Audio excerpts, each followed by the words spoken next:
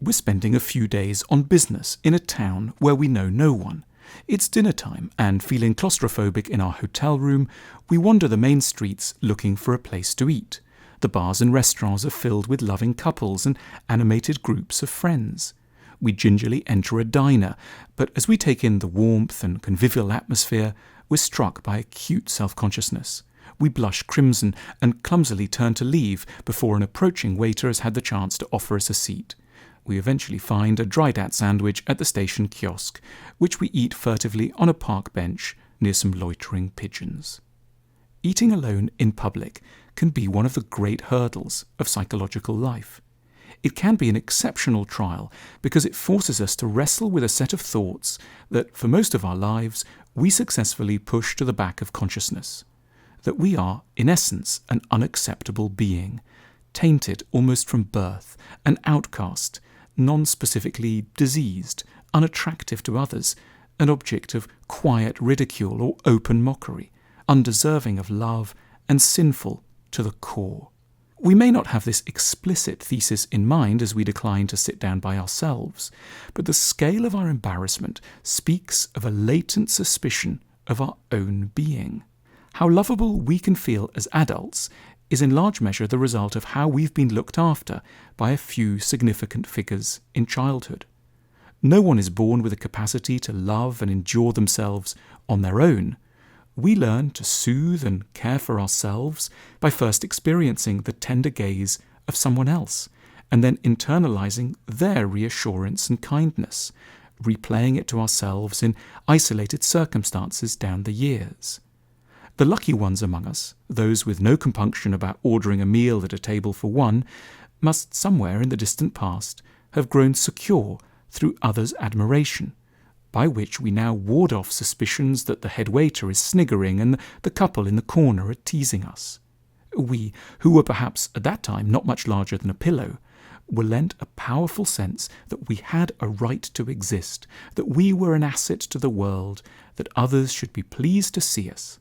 All of which means that now, even when the caregivers are long gone, the charge of love we imbibed lends us an impression that the laughter from the next table is innocent and that we deserve to be brought another basket of bread and the evening paper. But the less fortunate among us have no such emotional blanket.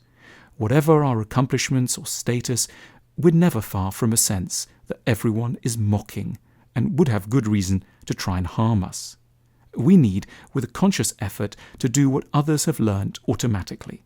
One side of the mind needs to comfort the other, must make the reassuring noises we never natively received, must soothe us because no one else ever did.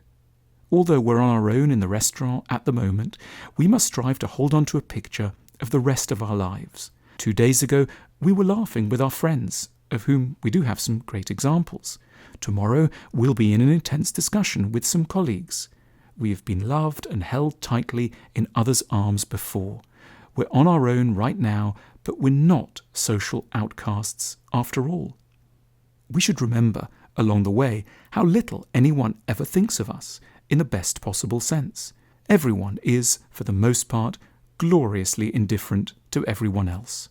The person cracking a joke with a group of friends has not rerouted their evening to try and mock us. The attractive individual deep in conversation with a companion may be talking about how lost they are in their new job. They aren't speculating on how isolated and ugly we are. Those are voices in our heads, not theirs. We should take comfort, too, from the idea that there is, at points, a distinct dignity and even grandeur to being an outsider, to not always being part of the pack, to taking time to step outside the normal social flow in order to consider humanity from an oblique, solitary angle. The temporarily friendless and isolated person has privileges and the possibility for insights denied to those always surrounded by the easy chatter of their acquaintances. The great champion of the lonely diner, the American painter Edward Hopper, knew how to lend appropriate prestige to those who are on the outside, who can nurture ideas not sanctioned by the crowd, whose loneliness deepens their soul and may make others long for their friendship. The central figure in Automat is far from an object of pity. She is a centre of quiet depth and insight, We might yearn to sit with her, rather than feel sorry that she's as yet on her own. It is in the nature of the anxiety around eating alone that we feel we're the only ones to suffer from it. We should take comfort in numbers. There are many of us out there. And those of us who are timid in this field are not wretched or pitiable. We're just taking time to contemplate things from the outside for a while. And we will, in the process, be readying ourselves for the deepest kinds of friendship and self-knowledge when these come along. Our perspective cards feature tools for a wiser, calmer perspective on life. They help to restore calm and clarity, even during difficult times.